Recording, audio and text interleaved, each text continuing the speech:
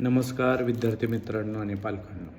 तर आता आपण निपुण भारत अंतर्गत अभ्यास घेत आहोत. तर त्याच्यामध्ये अ ते ज्ञ जर ABCD प्रमाणे आपण सरळ लिहायला लावलं तर ते त्यांना पटकन लिहिता येतं. अ ब क ड लिहितात. क ते ज्ञ पटकन लिहितात. परंतु त्यांना आपण तोंडी सांगितलं की जसं क म ळ, तर त्यांच्या लवकर क किंवा ख हे त्यांच्या लवकर बहुत लक्षात येत नाहीत. किंवा ड ड ढ हे त्यांच्या लवकर लक्षात येत नाही की ड ढ हा कसा आहे किंवा लिहायचा कसा हे लवकर लक्षात येत नाही. तर या ठिकाणी पहा, आपण वेगवेगळ्या प्रकारचे या ठिकाणी काय केलेले आहेत.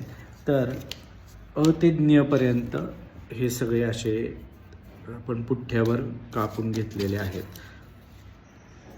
तर आपण काय करायचं आहे, तर पालकांनी हे त्यांना काय करायचे आहेत, समोर ठेवायचे आहेत वेगवेगळे, किंवा हे असं ठेवायचं. याच्यामधलं अक्षर आम्हाला शोधून काढ, किंवा याच्यामधलं अक्षर ठराविक आम्हाला शोधून काढ. उदाहरणार्थ ठ दिला किंवा क दिला किंवा असा प दिला, तर त्यांना काय होणार आहे, त्याचा बोध होणं किंवा समजणं लवकर सोपं जाईल.